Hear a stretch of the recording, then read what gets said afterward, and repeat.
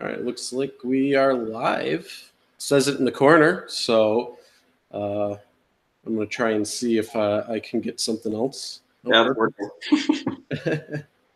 All right, awesome. Looks like we are live. I'm looking on my phone right now and see us. So, hey, everybody. Welcome to Real Rideshare Stories, doing a first live stream. So, yeah, we'll see how it goes. But we got a special guest on today. Dylan from the Rideshare Hub is here.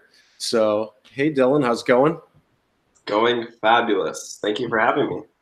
Well, thanks for coming on. Yeah. We've been kind of talking about this for a little while now.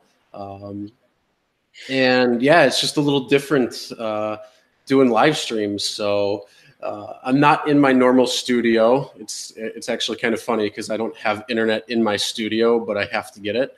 Yeah. So I'm actually in my one shop that I own where I do have internet. So yeah, it's fun. Yeah. Awesome. All right. So let's get into it then. First, let's talk about your channel, Rideshare Hub. If you want to kind of just go over a couple of different things about it, as well as kind of what it was prior to the Rideshare Hub, what it's turned into, and kind of helping other rideshare drivers out. So if you want to go ahead.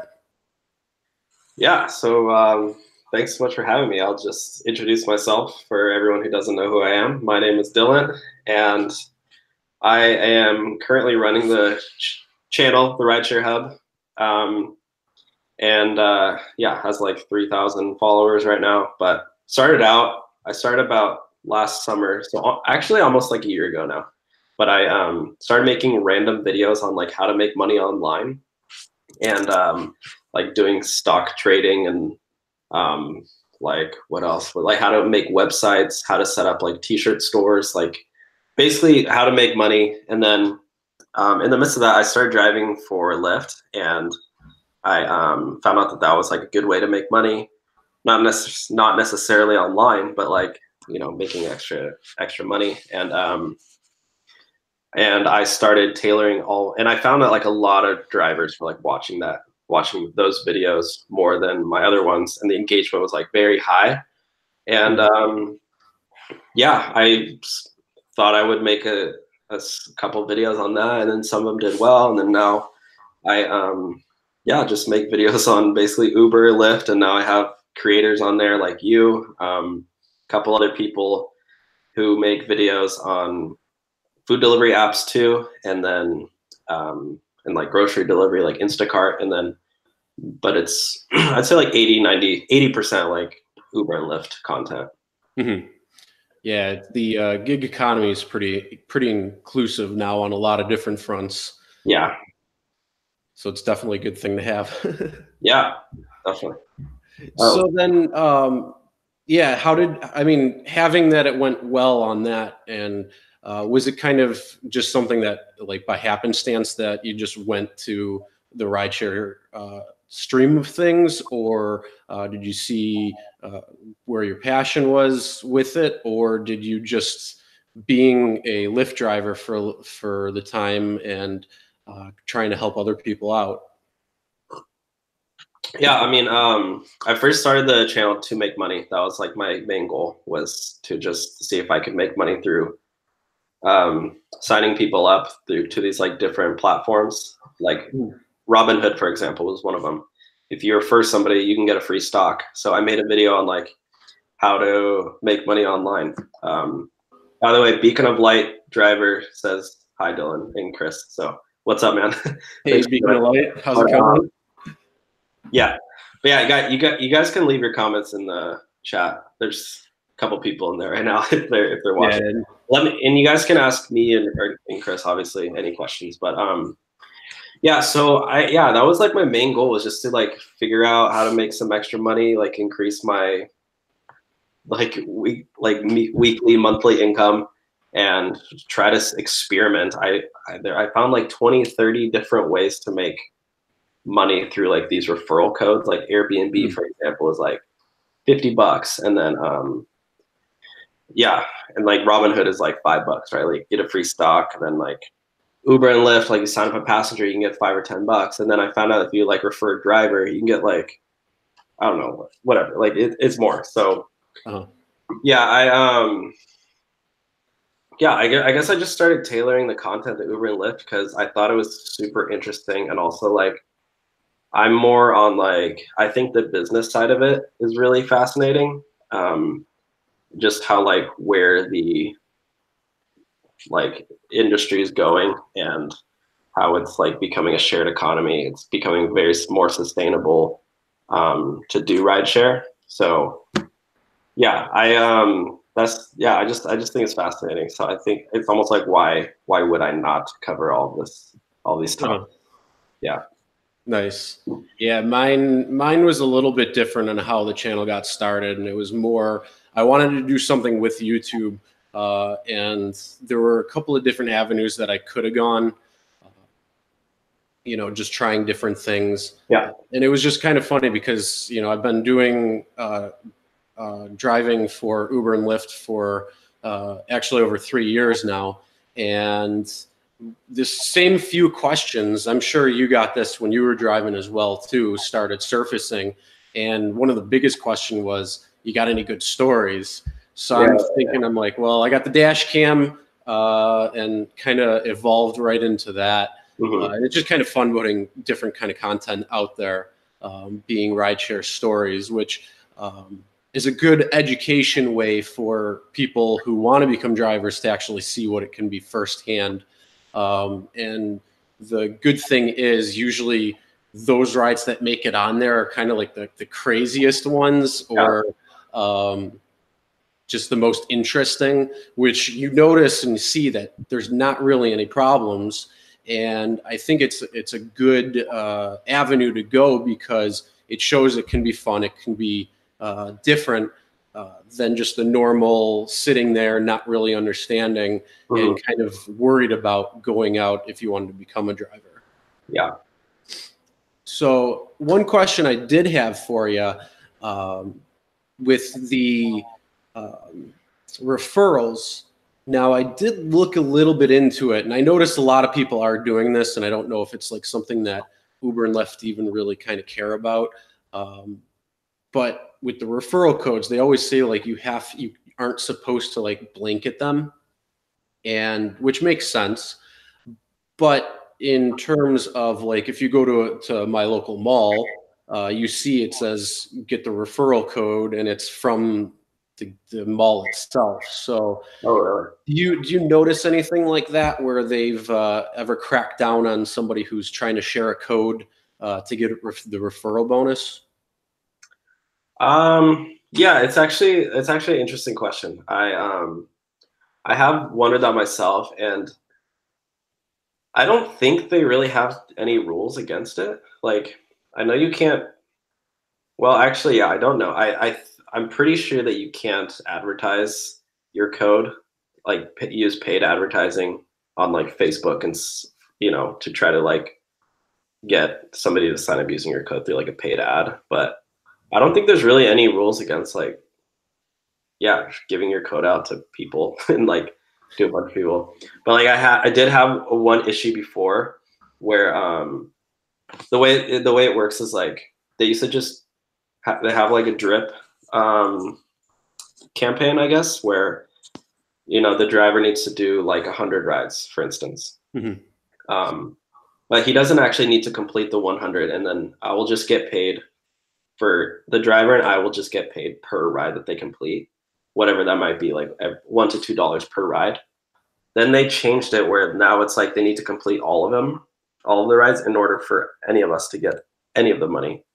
And now it's like a mix. But like during that transition, I noticed somebody was doing, or like he had done like 20 or 30 rides, and I had no money from the referral. And I was like, oh, usually I will already have like $50 or something. So I called them up, and they were like, oh yeah, just get him on the line with us right now and we can like go over it.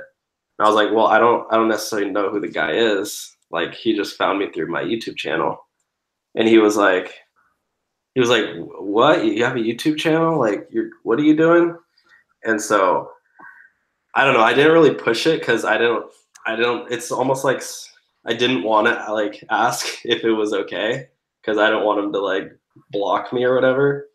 But yeah, I actually have no idea. So I'm kind of like in the same boat as you, but I haven't had any problems yet with it. So, but I think there is like a limit. I think they do limit it as at a certain amount. So, yeah, I know Uber does. You have to do a certain amount of rides before Lyft is a per ride, at least in my area. I mean, obviously everything can change from one direction to another.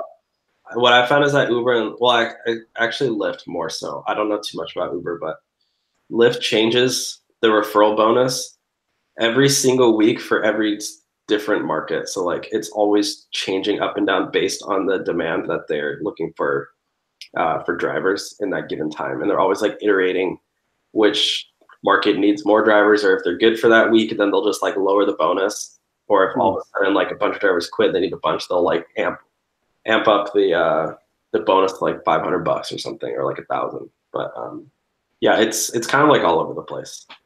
Gotcha. Now you being in school more, don't drive as much, but I know you say you have taken it quite a bit. So if you just wanted to share a couple of your crazy stories as a passenger's aspect, yeah, and what you've seen and experienced, and then maybe a good way to kind of say like what should be done, or maybe something like that. It's interesting.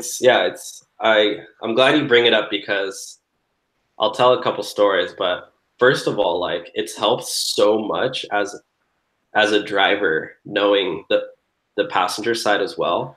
Like after taking like 10, 20 rides as a passenger, like now your whole perspective as a driver completely changes. Cause now if I drive, like I think of it completely as from the passenger perspective. And I'm thinking, oh, what would I do at this point?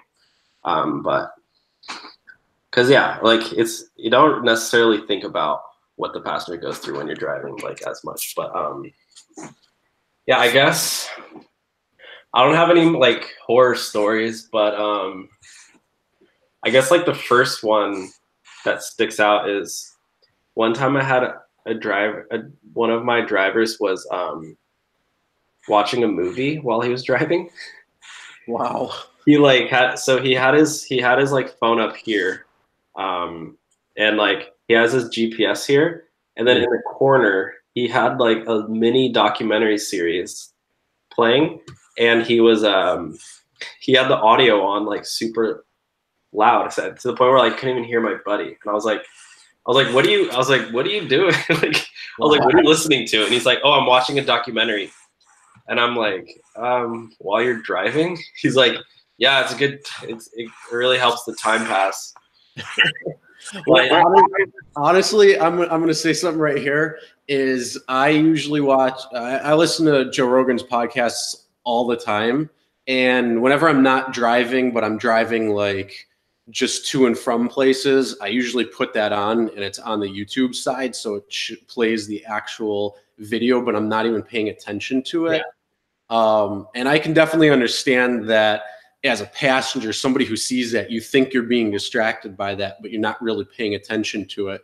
So that does make sense on both ends. This guy was like, it was definitely hindering his driving capability. Like he was like really focused on he was like, hold on, let me turn this part up. And he was like blasting the audio by, and yeah, I mean, obviously it's fine to listen to something, but to have it up like in the middle of your GPS is a little like frightening for your passenger.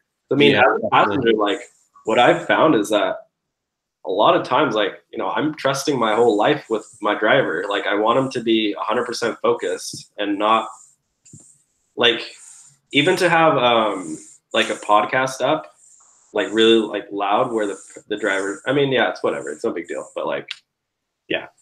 Mm-hmm. It's just like, this is serious stuff. Like, it's kind of crazy when you think about it. Like, passengers are really trusting you with their entire life. If you crash, then I'm dead.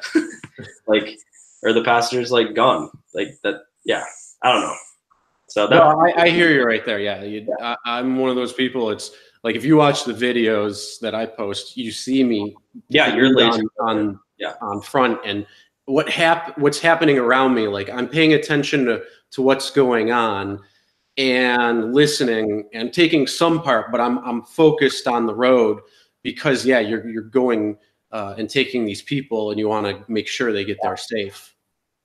Yeah, I was like, outside of rideshare, I always think it's like, whenever I have friends who are like texting and driving, like while I'm in the passenger seat, or like, I'm like, are you crazy? Like, I got in this car with you, like, don't kill me here. Yeah, I'm right there with you. Yeah, so, yeah, I'm trying to think of any other crazy stories that I've had as a passenger. I don't know, like, yeah, I mean, the other night, like, I mean, the guy was just speeding, but like, I guess that's normal. Like, he was just speeding around like pretty fast, which was, I was like, yeah, whatever. It's like 4 a.m. because I was at the library like super late studying for an exam. But yeah, I don't know. What are they saying in the chat? He just asked if I'm driving this weekend because he's going to be out too. And yes, I am going to be driving this weekend. I'll be out actually tonight and tomorrow, but Saturday I probably won't. And then Sunday I usually don't because I record a podcast at that point too. Yeah. And then, oh yeah, I don't know. And then one time I didn't know how this worked, but like I took a ride as a passenger one time, and the guy's windshield was like, there was a huge crack in it. Like it, like, you know, when like you get a crack and just like there's just one line. Yeah. Like it was across his entire front windshield. Is that like allowed or no? Rideshare? You know? Honestly, I don't know. I think that most states allow what's allowed by law because they have to pass their state inspections and that, or a few states don't have inspections, but they have like a check over. I know in New York State, you have to have a windshield that's fully intact just to pass inspections. So it would definitely be something that you'd want to have done with rideshare as well too. And I'm not sure how California is. Yeah. And then it could have just been something that just happened too, because I had one time I was driving and a truck was in front of me when we started up. Stone kicked back and just the whole windshield went crack like that. And it took a couple of days for it to get fixed. So, I mean, if you're out for those couple of days on a windshield, probably not too bad. But if this guy's driving around like that all the time, that's definitely probably a problem. Yeah, I mean, it, like, as a passenger, like it is a little concerning, especially because like he didn't say anything about it. If he would have been like, hey, by the way, like, you know, whatever happened just happened, like, you know, I'm taken to the shop later, like I would have been like, oh, okay, no worries. But like it seemed a little too normal, so that was kind of concerning. Yeah, I don't know. I feel like I've had like pretty good rides mostly. Yeah, I got to say most drivers out there are pretty good. I've definitely gotten a few stories from either friends or people who have emailed me or contacted me saying a couple of different things, like, you know, they'll like cut people off and while they're driving and things like that. But I think overall most people are pretty respectable. And I mean, obviously there's always some issues, but I've actually found it kind of the opposite. Okay, have you? So I've found that like most drivers that I've had are pretty like, I mean, they're not like crazy bad, but like there's I've seen a lot of issues in like probably like 80% of my rides. Wow. Like at least almost like every ride there's like either the driver's like speeding or like he's making illegal like turns, or he like pulls over, like, I don't know. There's usually like been an issue in almost every ride that I've taken.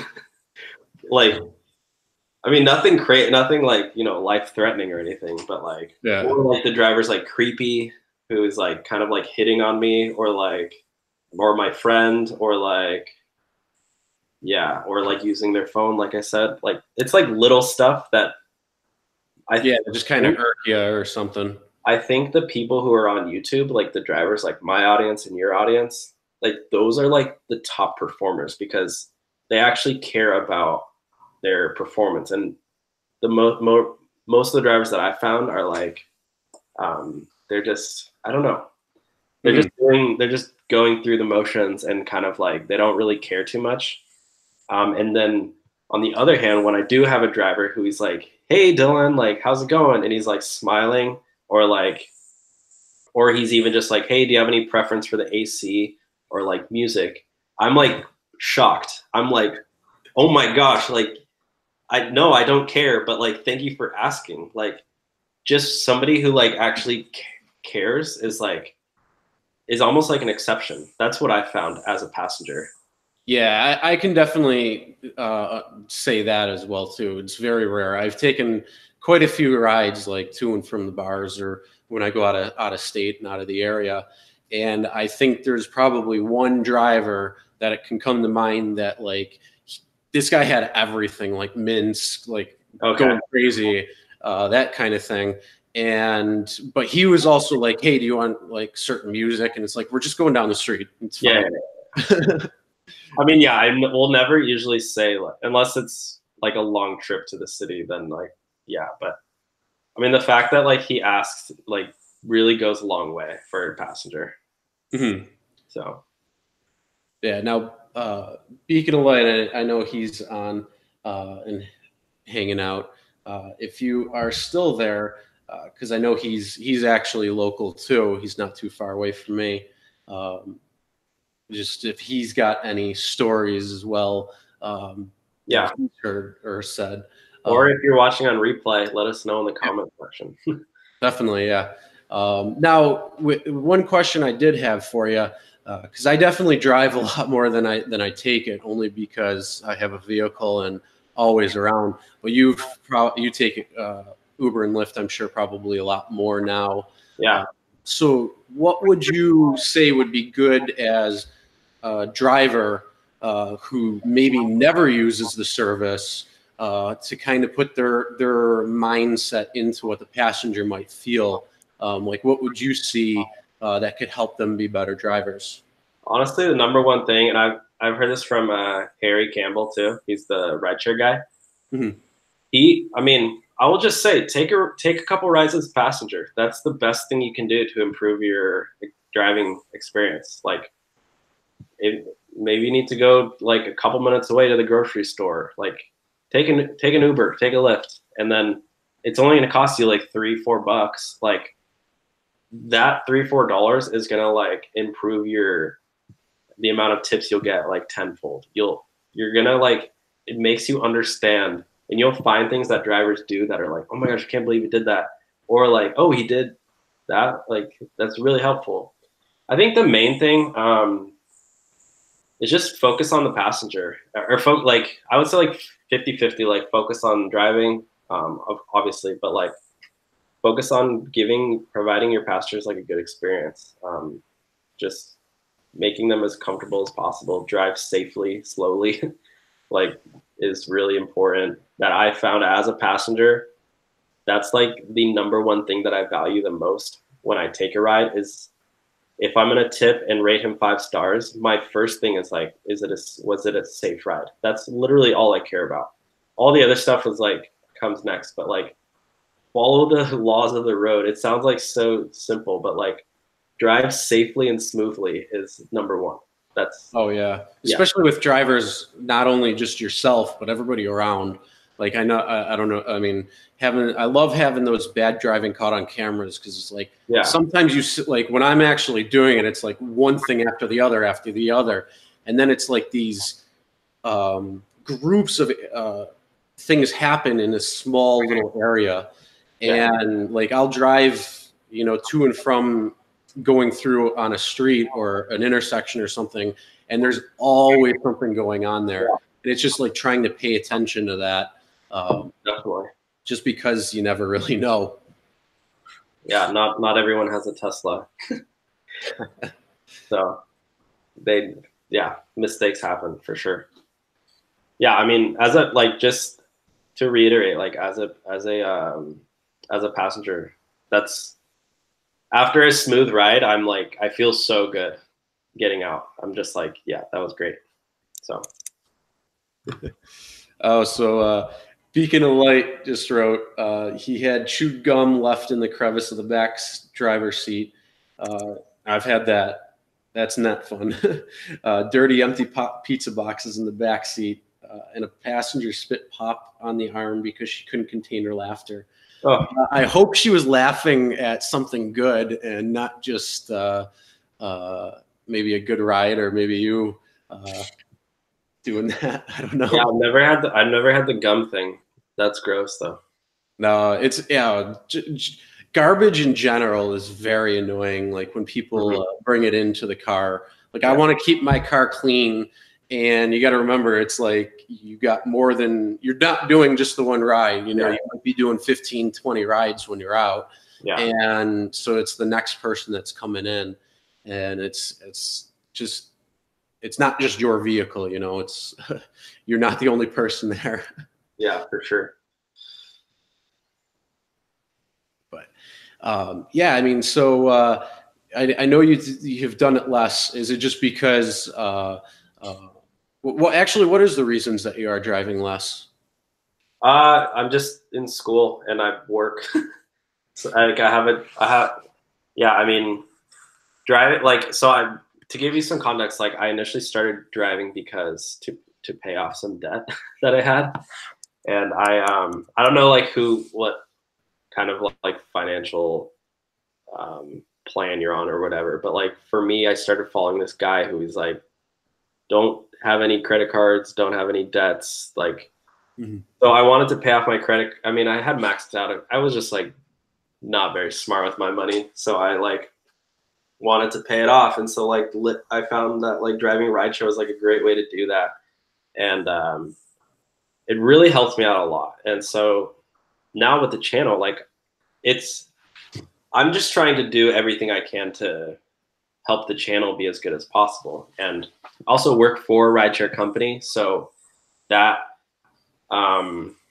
it really helps giving good perspective. But like I think why I drive less is that like I don't really need the money, I guess, right now. So it's yeah, I just do it to give me like a better perspective, but and to provide like better advice. But I mean, yeah, it's always changing, so it's good to like keep up with it. But yeah, I'm just super busy with school, and I'm in my final year of undergrad, so it's can get pretty busy and stressful. So yeah.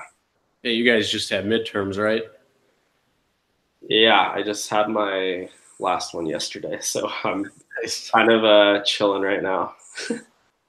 Although I do have another exam next week, so now it's never ending. It's pretty much going to be busy for the next like 3 months, 3 months, but school wise. Yeah, it's fun because we have UB and Buff State, which are two big colleges right around the area.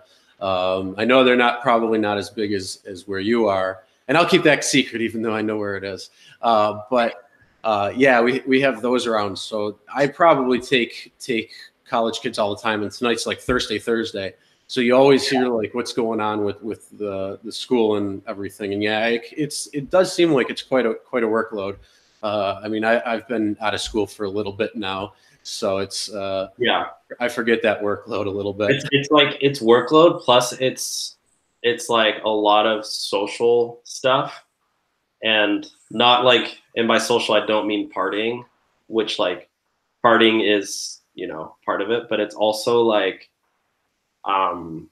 it's important to go out as a college student. Like it's important to go out to dinner with like your peers and like see what people are doing, like make valuable connections for the future. And so like for me, since I do work in technology, like I'm always trying to like meet new people who are doing new things. Like earlier today, there was a guy who's like creating an app, and I heard he was doing it, and he dropped out of the business school here to work on it.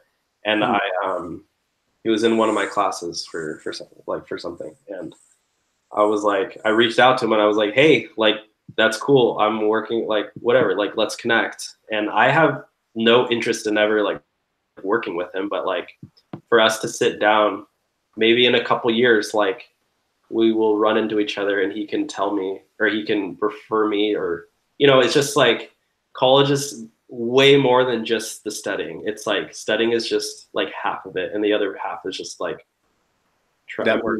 everyone in college is like trying to figure out their life. So like it's try to do like as much as possible in a very short amount of time. But yeah. Now I heard you say real quick that you wanted to work for rideshare companies. Is that what you said? I currently work for one. Okay, gotcha. Yeah. Yeah. I won't get into that too much, but do you want to get into maybe a little bit of not necessarily the company itself, but maybe, I mean, well, if you can answer this, is it one of the big two that we know of, or is it a smaller one that's not really as popular? Yeah. How do I want to answer this? If you can't answer it, just say that. That's fine. I won't get into it. How about that? Okay. No, actually, yeah. I mean, I work with drivers. I'll just say that. Okay.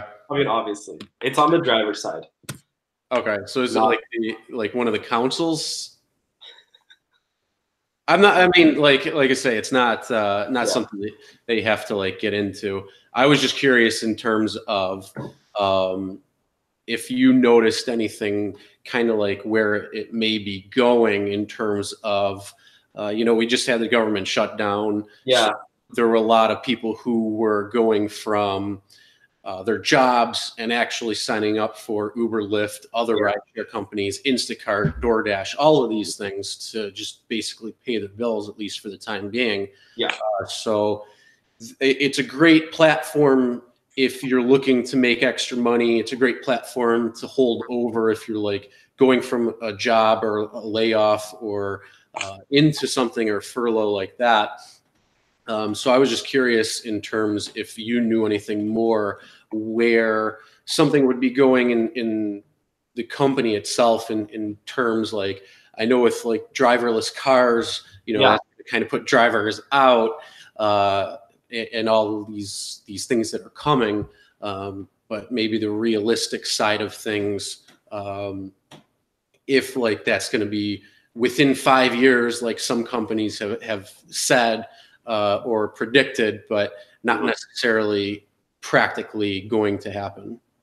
Yeah, I mean, it's really tough to say. I mean, there's a significant number of companies pouring a lot of money into autonomous vehicles, and they don't care about regulations. That's not something they're concerned about. It's going to happen eventually, and so they're just everyone's just trying to get there first. And I mean, the last step, what is it, like the last 10% of I mean, right now Tesla is able to pretty much have a almost fully autonomous car where you know, the car can pick you up and you can get inside the car will be able to get outside of a parking lot, drive to you, pick you up. You can get in the car and it'll drive you to your destination. Like,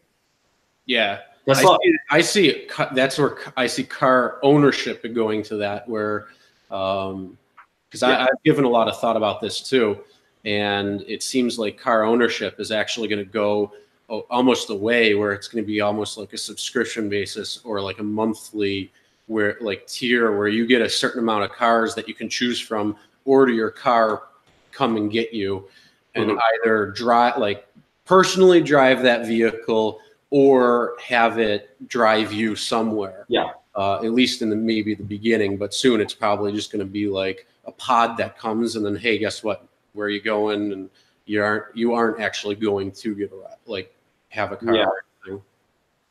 Yeah. I mean, these are things that are definitely being talked about. In terms of rideshare, I think, yeah, they definitely will be capable of doing things like that. But yeah, I mean, it's really tough to say with how there's a lot of like ethical dilemmas that come up when with autonomous vehicles. But I think on the other hand, like rideshare is growing very, very quickly, and I think this is like almost like the beginning of rideshare. People start owning cars much less, and people be able to rely on rideshare completely. And yeah, I don't know I don't know exactly where it's heading. I just know it's growing, and the sharing economy is getting much bigger. Yeah, absolutely. Yeah, it's pretty interesting to see because 10 years ago it really was nothing. Even the whole, I mean, the gig economy was still there, but it was just not the same as what we see it today and what it encompasses today. Yeah. And there's also some like interesting. I mean, now with all the data that these rideshare companies have based on billions of miles of trips, they're able to use this data in order to provide a better experience for not only the drivers but for the passengers as well. And based on all this data, they're able to like really progress. And yeah, I mean, even with like Tesla or something, they're based on these data's analytics, they can go a lot provide a much smoother experience. So yeah, definitely, it's going to be very interesting coming soon. I just hope that we don't get away where we can't drive soon. I'd rather be able to still control the vehicle every once in a while. Yeah. Yeah. So I just wanted to shift gears a little bit and kind of go into what your thoughts. I mean, obviously your thoughts are probably going to be pretty similar, but go into some things with dash cams and kind of talk about that real quick. Sure.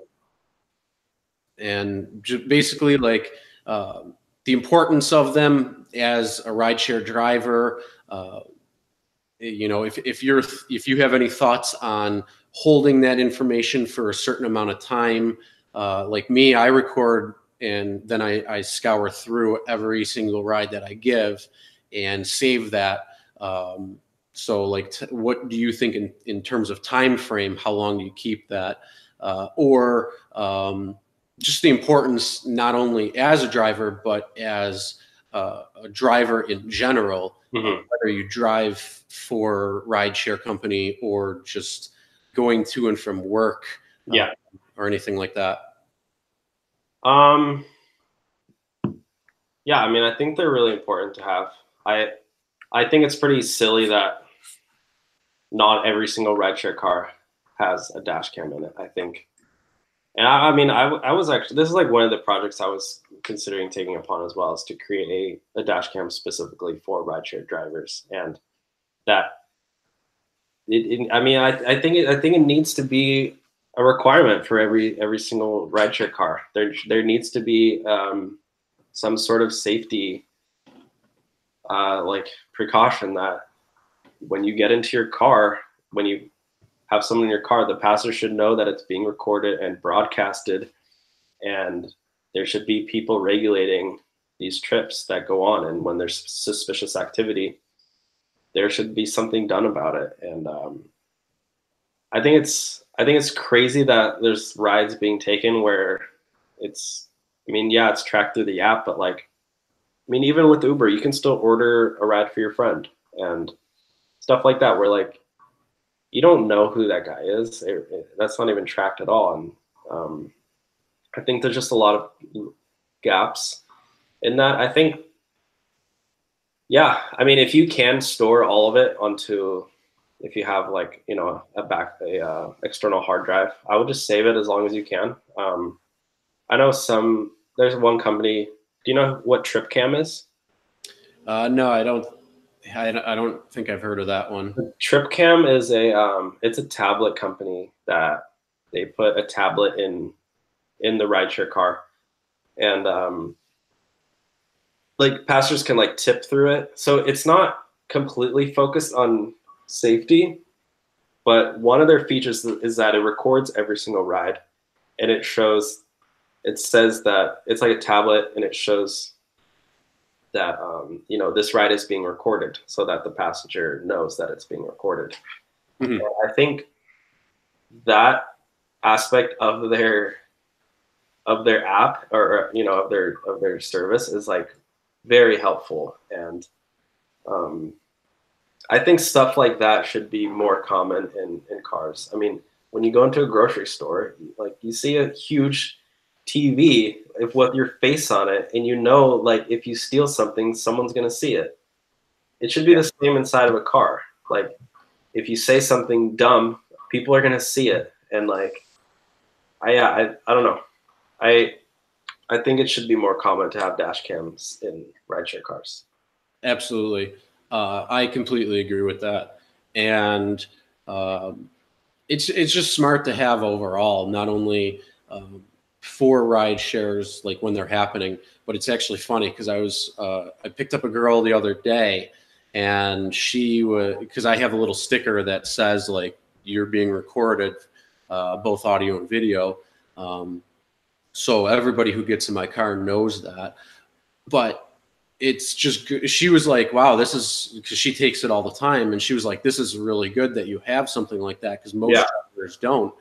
And it's just good because not only does it protect us as a driver, but it also protects the passenger.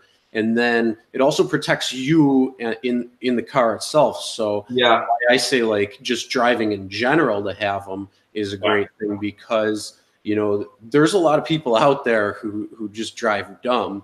And if something happens, that's why, like, if you watch a lot of the compilations on YouTube, a lot of it's from Russia, because there was so much insurance fraud going on over there. And everybody put dash cams in to combat the insurance fraud. When in fact, we have a lot of driving issues here, and it's just a way to help protect your vehicle as well. So I'm definitely a big proponent of having those in the vehicle for sure. Yeah, it's interesting that you bring up the passenger side of it as well.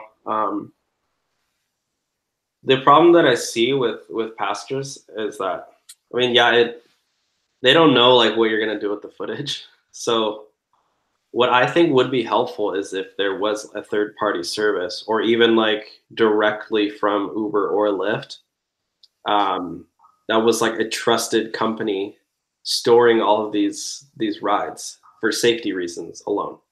Mm-hmm. And so that way I mean, the number one reason that people don't use rideshare is for safety reasons, and they don't feel comfortable getting into a stranger's car or letting a stranger into your own car. And like, I think if you can record these rides and detect suspicious activity in real time, would really help improve the overall experience and create more rides as well. But yeah, it's definitely a problem. Yeah, absolutely. I mean, have you heard or seen anything that, and I haven't really looked too far into this, but there's a few things I've seen that said, like a driver was deactivated because a passenger stated something that wasn't true, and they had the dash cam footage, and the company was like, we don't really want to see that. Like, what's your perspective on that? Yeah. Or have you heard something like that? Yeah, I know that they don't really care about the dash cam footage too much. Um, yeah, I don't really know exactly why that that happens. I don't have too much to say about that. I think that if you know, if passengers trying to like get a free ride, saying that their driver's drunk, then I think the driver should be able to, if they have dash cam footage, then they should be able to provide proof that they're not. But I don't know. I have heard of cases where like they just, yeah, they don't want to look at it. I don't know why though. Yeah, I don't know if it's just they're too bogged down with stuff or something, because there's probably so many claims on both fronts. Yeah. I mean, it's such an emerging technology, going from all over the world too, because it's not just in the U.S., it's all over. Yeah. So it's quite interesting for sure. Yeah. Well, Lyft is only in the United States though, right? I'm not sure. I think Uber's like in Europe as well, but I think Lyft is just US. I think it might be in Canada, because I Oh remember. yeah, in Canada as well. Yeah. Yeah, which by extension is part of it. But no, Canada is its own country. Yeah, who cares? I'm reminded every single time I go over the border. Yeah. Yeah, I don't know. It's interesting that they don't, but yeah, they're just like too difficult to track. I don't know. Yeah, I don't know. I'm not sure either. I've heard that, and then there was a couple. There was one time where a passenger stated that they thought that I was falling asleep at the wheel, and obviously I had the dash cam. And I think I referenced this in one of my videos too. Yeah, I think I saw that too. Yeah, and they didn't look at the footage, right? No, they didn't even want to. But they ended up like siding on my side, because I had the dash cam footage, and I like called literally right away the company and messaged them. Yeah. And it was nice because they actually gave me like $100 while I was deactivated for like 2 days or something. Oh. So I don't know if that happens often. So if anybody does end up watching this and see kind of had that experience, did I'm wondering if the same thing ever followed suit as well too. Well, like that's what happened to Dustin, rideshare driver Dustin. You know him? Okay. Yeah, yeah. He got deactivated from Lyft because but I think they actually did ask for his dash cam footage, but he like had deleted it already because it was like a couple weeks old. Okay. Well, he wasn't able to back himself up, which I think I don't think. Actually, no, he didn't. He said he didn't really care too much about it because he doesn't really use Lyft that much anyway. But like, yeah, he got deactivated. A woman made like, I think she made a false claim on him as well about like something, maybe drunk as well. I don't know, or falling. I don't know what it was, but yeah. Yeah, it's quite interesting. Kind of mess. That whole area is pretty messy. Yeah. Like I said, there's no like universal tracking system. Like if Uber and Lyft had dash cams in their car, they could easily just like, you know, they don't need to look at every single ride, but like if something happens, just go back, review it manually, and check whether or not, you know, have proof. Yeah, exactly. And it would like not just for that. I mean, that's just a small part of it. The main reason to have dash cams is to improve safety. But like, if you want to review a claim, then you will have that ability as well. Yeah, but, absolutely. Yeah, I don't know why they haven't done something like this yet, but I don't know. I don't know. I'm thinking they're focused more on their driverless vehicles and trying to roll all that out, because that's a huge undertaking right there. Maybe they're like creating reason to go driverless. If you go the dash cam route and track every single trip, then it becomes more then the drivers in the cars will be more safe, and so they will have no reason to go driverless. Yeah, who knows? That's a lot of data though. So I got my dash cam I think in October, and I've recorded everything that I've had, and it's still on my computer, and it's probably like a few hundred gigs worth, but that's literally only from the moment that person gets in the car to the moment they leave. So it doesn't include all of the, like if you're online or however they might record it, who knows? How do you have that set up? Do you do that manually or is it automatic? No, I have the Van-True N2 dual dash camera, which if anybody wants that, I always have the link in the description below. It's actually probably one of the best on the market. It is a little more expensive, but it works great. Both 1080 inside and out, and then it's got the IR at night. And I also have a little like cube cam, security cam that I bought that I think I got on Amazon for like 30 bucks or something. So I actually have both of them. But yeah, I scrub through the data, and it records in 20-minute chunks. So all I do is after I go driving, when I go home, I'll scrub through all of the dash cam footage for the forward facing camera to see all the jackasses who don't use their turn signals or, you know, run red lights or get all that footage. And then I go through and I'll actually scrub all the footage from the people actually in the vehicle. Basically from the moment they open the door, or if it's at the airport, because I usually go open the tailgate. So usually when I actually get out of the vehicle, it's basically when the ride ends to when the ride, or when the ride begins to the ride ends. So it covers everything there. How long do you keep your footage for? Or do you? I haven't deleted it. Actually, I just went and bought a 4 terabyte hard drive to store everything on it. Yeah, I know TripCam, they store everything for 2 weeks and then they delete it. Oh, I don't know. Yeah, I've heard a lot of things that say store like for a couple of weeks, but I would go and store it up to 6 months because I guess Uber and Lyft can, you can like make a claim or something up to 6 months, even though that they say like within 48 hours. There's been documented cases up to 6 months. Yeah, I was actually looking through my trips as a passenger, and I can go. I mean, I don't know if they'll like do anything about it, but I can go back from trips that I've done years ago and like still report the ride. Well, but I don't know if they'll actually look at it, but I just thought it was funny. Like there was a trip I did like 2 years ago. I know I could go back and like say what he did wrong.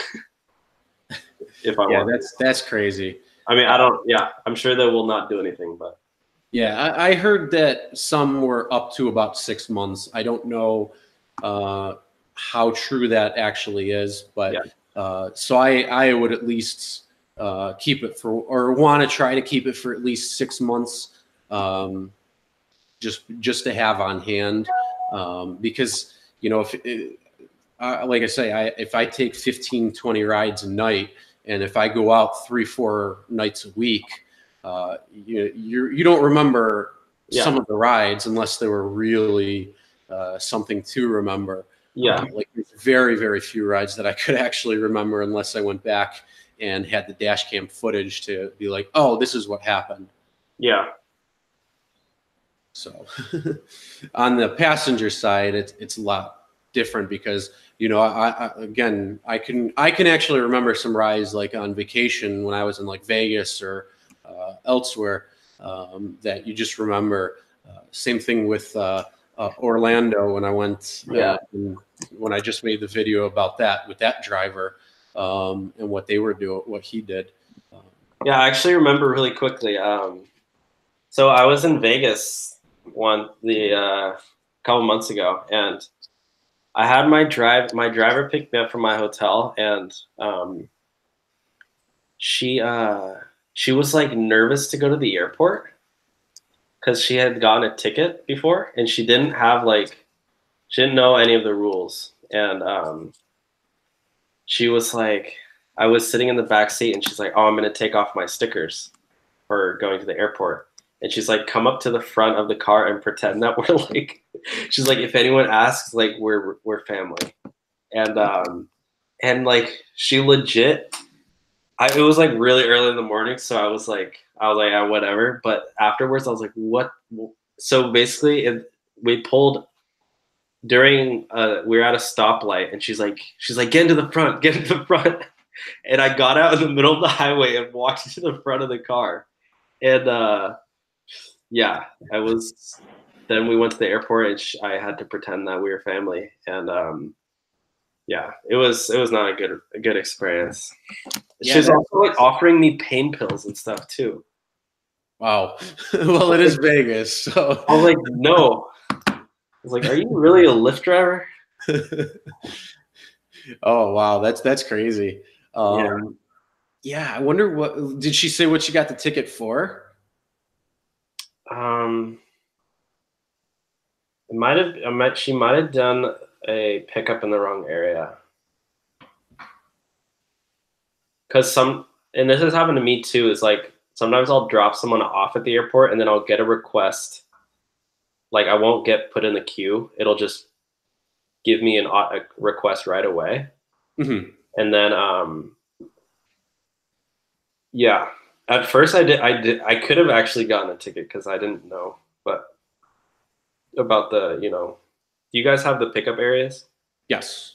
So yeah, so we have two bigger airports in the area. We have the Buffalo Niagara International, and they have a rideshare spot for pickup, and then the Niagara Falls Airport, which those are pretty much the only two areas that I go into. It's a very small airport, and it's literally like a street where you pick up and drop off. If there's like 100 people that are in that airport, that's probably a lot.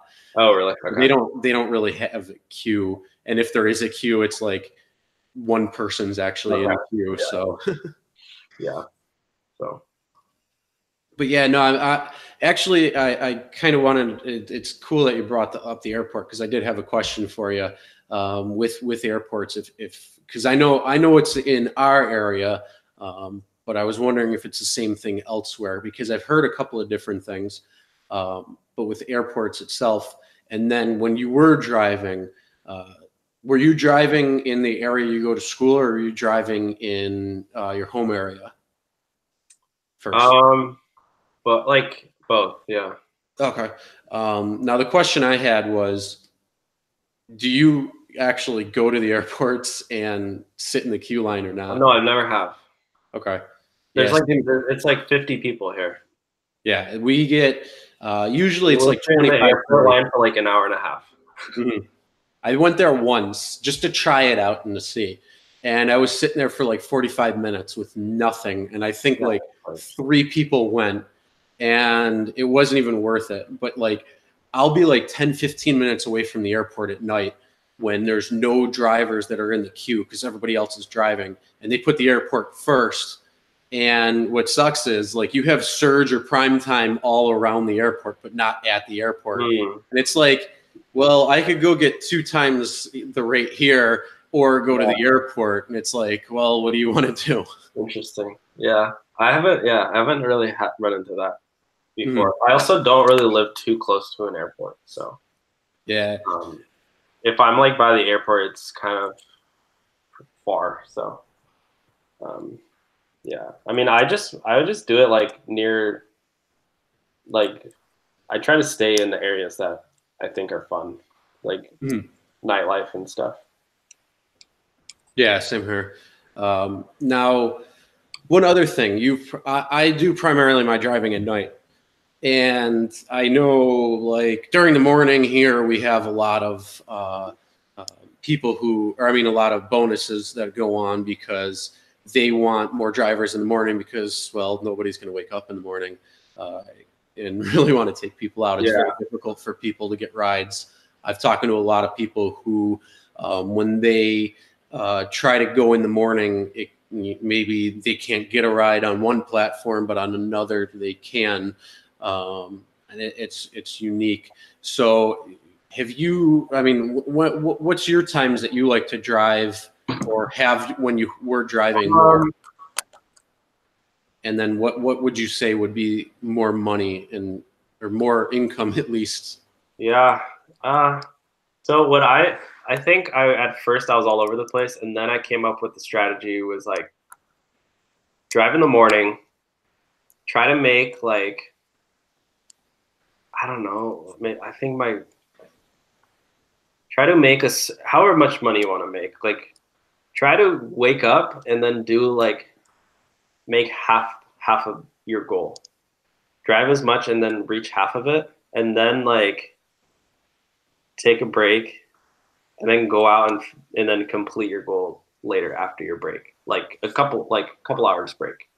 Because like it's even dead during the day. Like you can't make a lot of money driving from like 11 a.m. to like 3 or even like 4. It gets busy again at like 3 or 4. But I would like, my favorite thing was to like wake up really early and do like early rides. So like 6. And I didn't really have traffic where I was too much, so I didn't really hit rush hour that bad because I don't really live near the city. But yeah, I mean, driving at night was pretty fun too. So yeah, it's definitely more like entertaining. Yeah,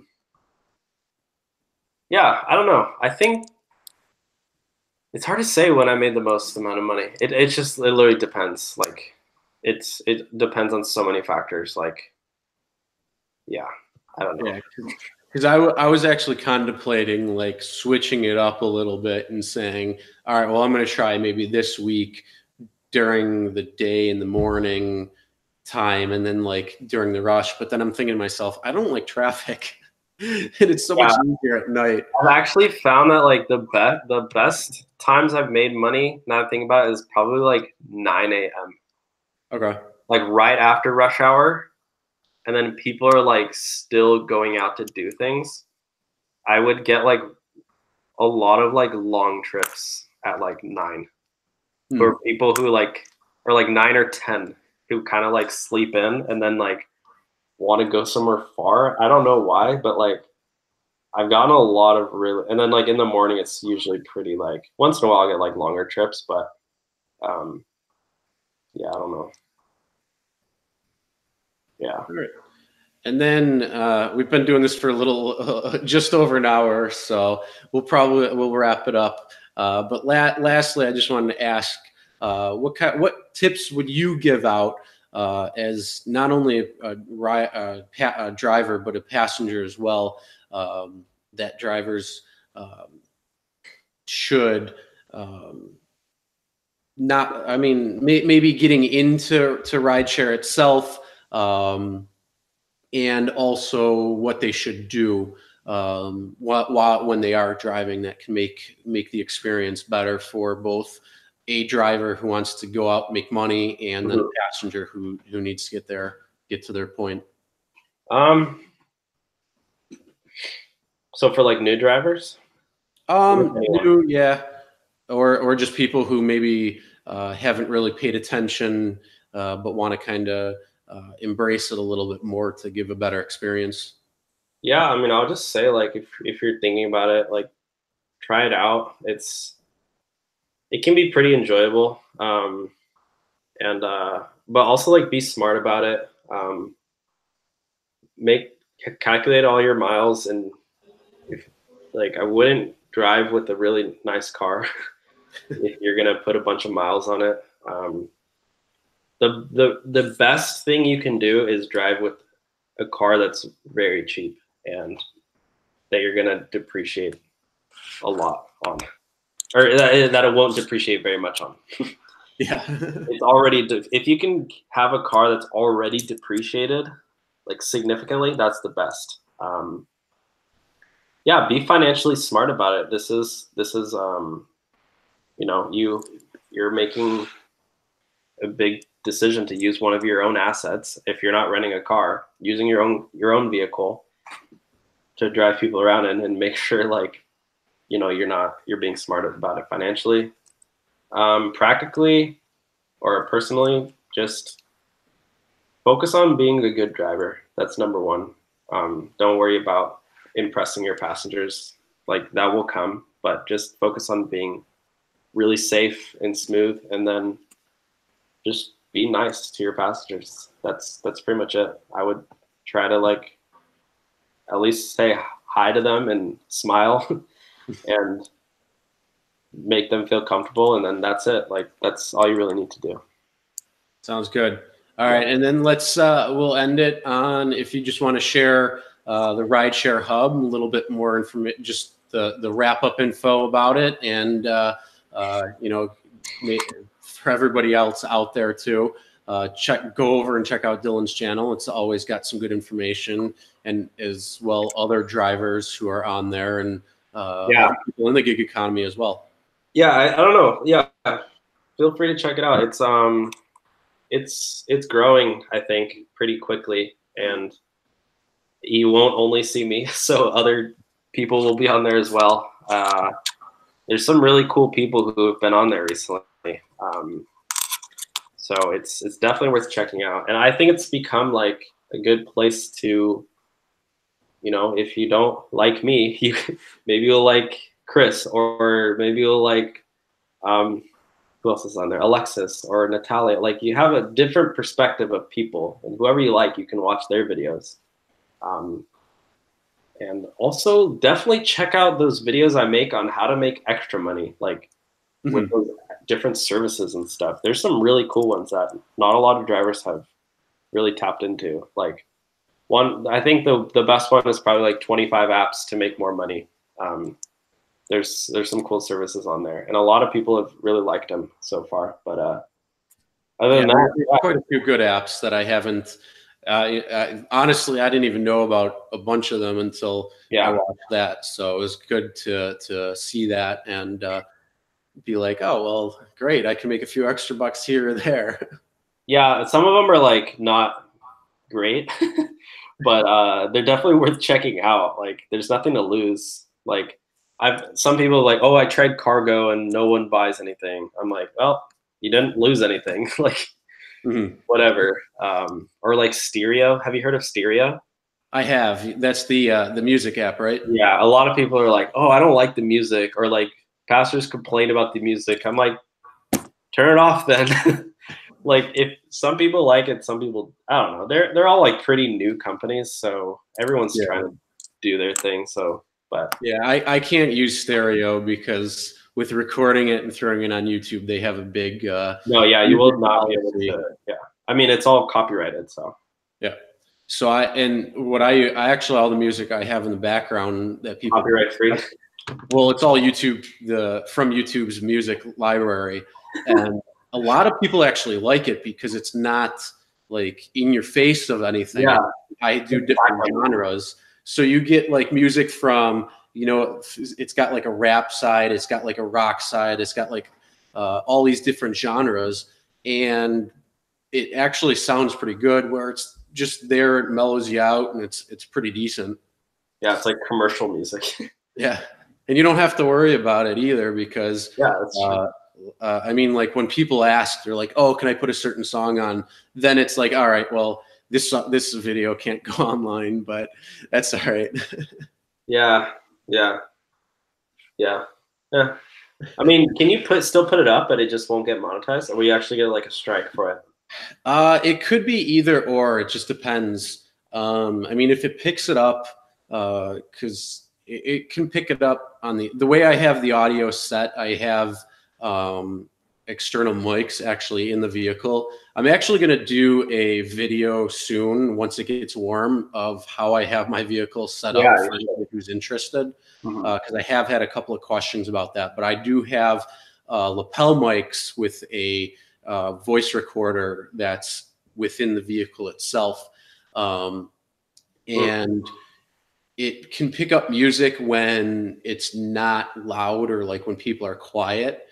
So during those chunks, it can actually pick up the music. So if the algorithm picks up that music and says, oh, this is something, it can do a number of things. It can either like, it'll get the person who's the copyright owner and say, hey, this video just popped up with your music on it. You can either take the entire monetization of the video, you can report them, you can have them take the video down. So it's just easier to say, I'm not even going to deal with it. And just use YouTube's music and say, hey, that works. Yeah, probably way easier. Yeah, definitely. Yeah. But yeah, that's the one thing I definitely want to watch out for with the music, just because I do like putting the fun stories up there and what happens. Yeah, what's your plan for the channel? Like just before we end. Plan for the channel is pretty much do some stories as you see. The evolution I do want to go into is once it does get nicer out, I'm actually going to go out to different festivals that we have in the area and things that are going on and just areas and kind of sit down and interview people and just be like, hey, so what kind of crazy stories have you used, or different things like that, where it talks about like why they use rideshare and what can be improved and what crazy stories they have either as a driver or a passenger. And then also where people can submit their stories of what had happened or happening within the dash cam footage itself. They can be posted on and just kind of help get different perspectives out there. And then also maybe doing the reaction videos. I got a pretty good feedback from the bad driving reaction video. Yeah, so those are good. I like that style. It's pretty cool. You know, it's I like the commentating style. Thanks. Yeah, there's a couple of tweaks that I see that I know that I gotta work on it, but for the most, I mean, being the first time, you know, you get it. Good. Yeah. Yeah. Thanks. Your own face cut out and stuff. I was like, damn. Yeah, it's not style. Huh? It's like gamer style. Yeah, I have a green screen, so being able to do that, you know, like I said, I have a whole studio, and we actually have a media production being released. So we have a podcast. We're going to be doing scam baiting calls. My buddy's going to be doing like the news, but like in a funny way, either like Ron Burgundy style or drinking or something, and doing the news. So it's going to be like this whole production. But that's like the conglomerate of everything. That's not just this channel. So this channel is going to focus on rideshare, also doing some more education too. Perspective wise. And then just as things go out, like Uber Pro is starting to go out for the masses. So I'll probably do like a video on that soon. And then also, what's the Uber passenger side of things that just rolled out for everybody? I think it's just called Uber Rewards. Yeah, something like that. So I'm going to be doing videos like on that. It's so bad that the rewards is like it's like 1% back. Yeah, it's not too much. It's literally spend $500 and you'll get $5. I'm like, okay, I'm gonna spend $500 on rides and get a $5 coupon. Like, that's pretty skewed. But at the same time, they're doing like a lot of 30% off and 50% off rides now that they're getting in closer to their IPO. Like Uber and Lyft are competing so much on the passenger side to get so many final rides in before they IPO. But yeah, that's one thing I forgot to bring up was the IPO, but maybe we can do this again soon. Definitely, we can talk about that, especially more as that comes to fruition, because I know the SEC was shut down for a little bit. So you watch Rideshare Driver Dustin? I do. Which video are you referring to? He's doing these like reaction videos. Okay. To like crazy Uber and Lyft rides. Mm-hmm. Yeah, like people send him clips now. Okay. Yeah. So yeah, he that's kind of what I wanted to. You should do that, but like with your face in there. Oh, dude. Yeah. Well, that's what I'm gonna do. I'm gonna start doing. I think maybe once a week or maybe once every other week. I'm gonna do a reaction video to a ride that I've done. And the first one that I'm going to do is, I think it's going to be the one that I did, or that happened when the passengers were caught, I think, stealing stuff. Oh, really? Yeah. That was the one where they went to Goodwill and they were talking, and there were a few things that in there that were pretty subtle that I didn't even realize even after I posted the video. Some of the things that were going on, like the woman said she was pregnant and she was actually smoking too. And my one friend who just had a baby, she's the one who pointed that out to me. And it's like, I wouldn't have even noticed that unless, you know, you have that perspective. Yeah. But yeah, the reaction videos are pretty cool just because you can like say what's going on and get your reaction as it's happening. It's a really cool concept. And I noticed a lot more channels are actually doing that on YouTube, not just within the rideshare, but like even like gaming and things like that. Yeah, so it's pretty interesting. But yeah, it's fun too because you can really get it in there. The only problem is that I noticed that I have my real reaction to when I have the reaction video to what I recorded are two different things, because you can't drop the F-bomb or it's almost like commentating. What's up? It's almost like commentating. Yeah, definitely. But I want to get, what I'm trying to get into also is because I'm the one who's recording the bad driving, so I can remember what the feeling was while it's going on, and then kind of channel that back into it and be like, and actually get like the reaction of what happened when it was actually happening, like just what I'm thinking or what I'm saying.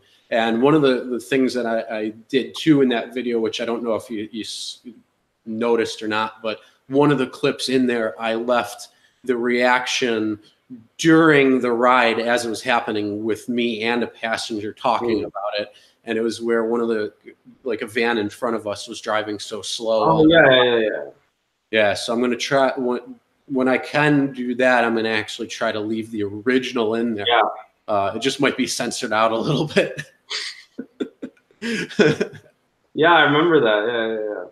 Yeah. Did you, I mean, any, I like your channel. I think it's a great channel. Were there any things that you saw that, or input that you think that would help improve the channel or make it a little bit better on my end?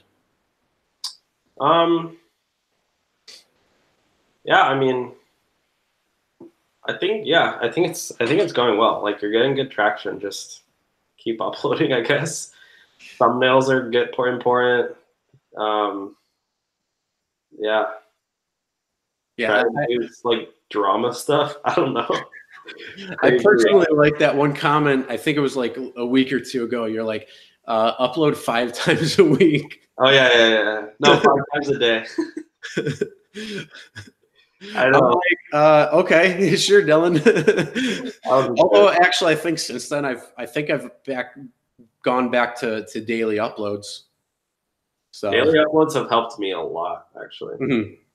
Yeah, I haven't missed a day in like a couple months.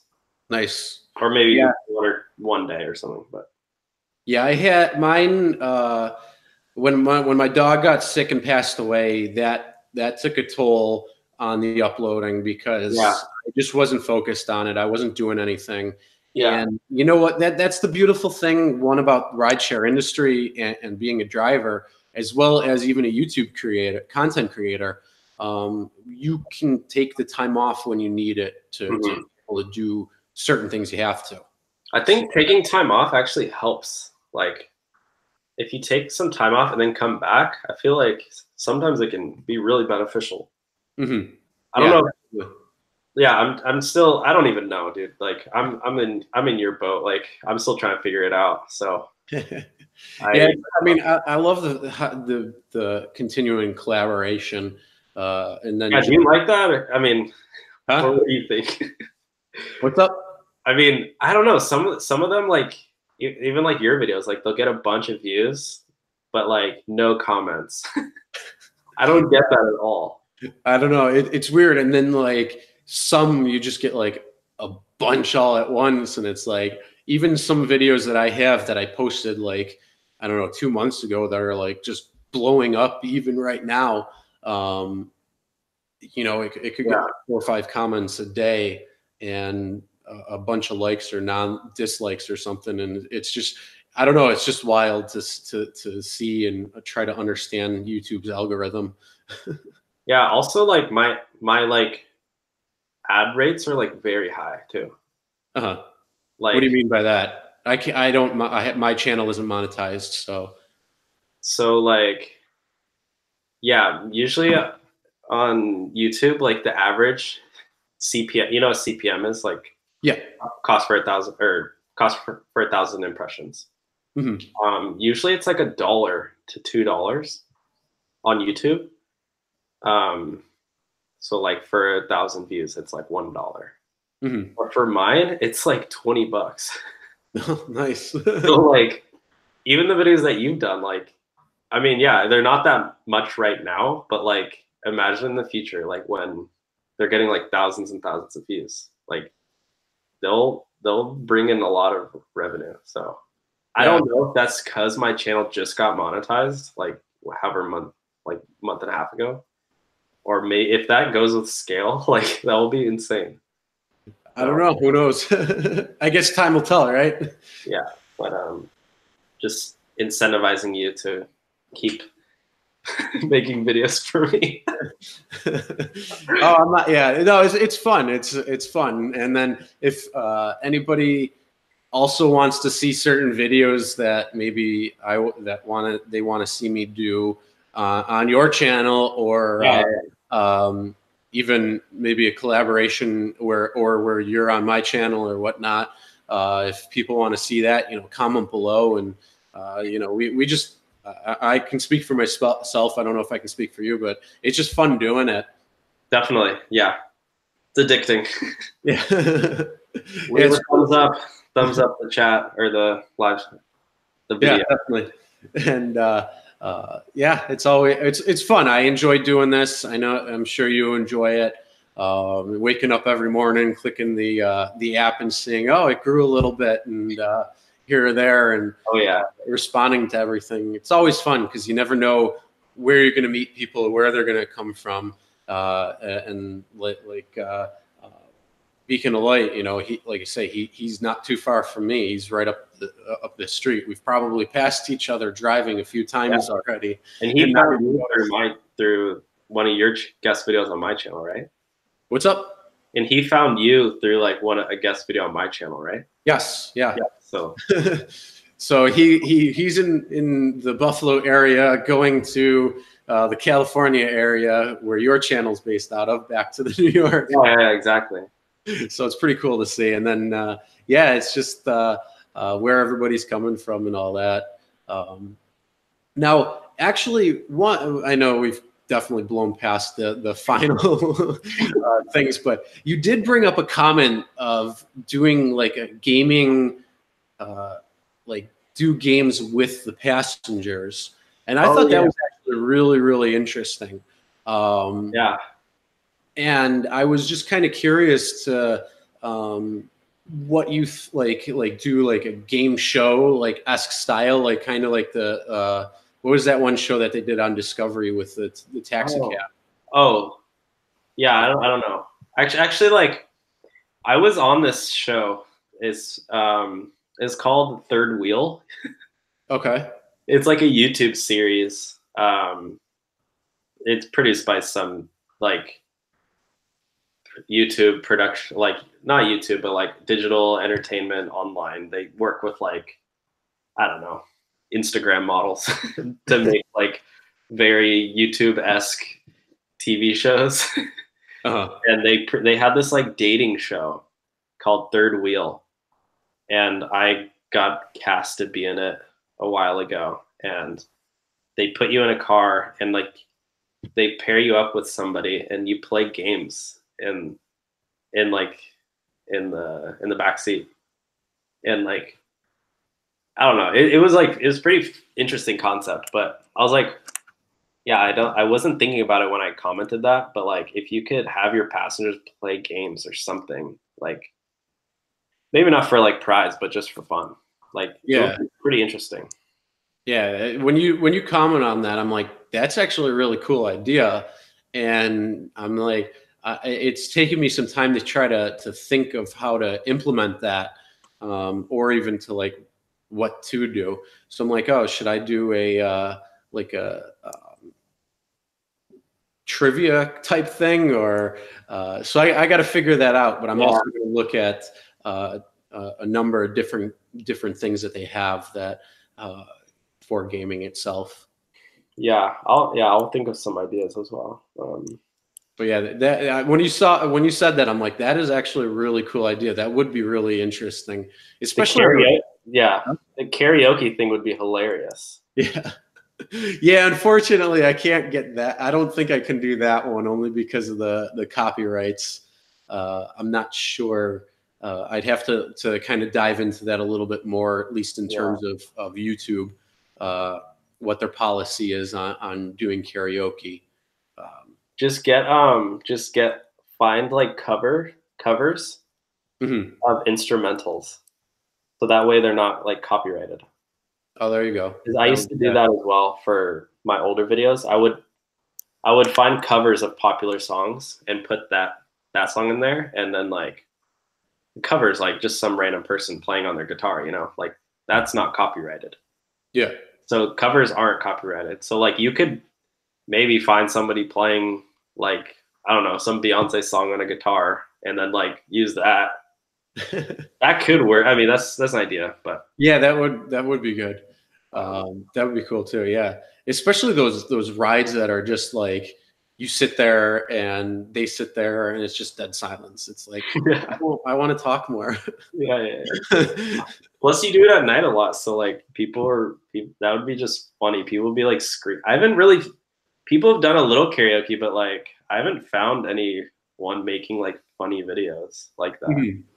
Too much. Yeah, no, that would be cool. I'm definitely that's one of the things I've kind of been looking into and researching a little more was doing that. So that will probably be coming down the pipeline. But right now, I'm still going through videos that I have a backlog of a bunch of rides of just funny things that happen. And I don't know what's been going on this past month, but at least 2-3 rides every single night that I've gone out have just been like some wacky conversation, some drunks passing out or whatever it might be. Yeah. So it's been giving me some good content, but yeah, no, I'm definitely interested in that one aspect because that would be a pretty cool thing to have on. Doing some gaming or some karaoke, but yeah, that would be cool to do that cover style and then do the karaoke of it. Definitely. All right, Dylan. I think we should wrap up. It's been an hour and a half, so thank you for coming on and doing this. Definitely. Anybody else who hasn't heard of the Rideshare Hub, make sure you go over and check it out. He does some really good videos. Has some other content on there. And if you're a rideshare driver, it's definitely a great place to go to get some information. Information is always being updated. So it's a great place to get some more updated information on a regular basis, as well as some of the other fun things you might be doing. Actually, one last question. Is there anything new that you're doing or coming out with, or are you pretty settled into where you want it to go? I have some ideas for some larger production videos. I don't know. I don't want to get into it too much, but okay, no problem. Hopefully soon. I'm working on a couple things. Cool. I'll be on the rideshare guy. I'm doing a guest video on his channel soon as well. So nice. All right, yeah, keep that information up and yeah, go over, check it out, and yeah, if there's any last words you want to say, then go ahead. That's it. Thanks for having me. All right. Thanks, Dylan. All right, guys. Everybody else, thank you for watching and enjoying. Any questions you guys ever have or anything, always post in comments, email, whatnot. And you guys have a great day. 2 last things. Never drink and drive. No. Always order a rideshare. And make sure you hit the subscribe button and ring the bell for notifications so you'll be notified every time a new video is uploaded. We'll see you next time.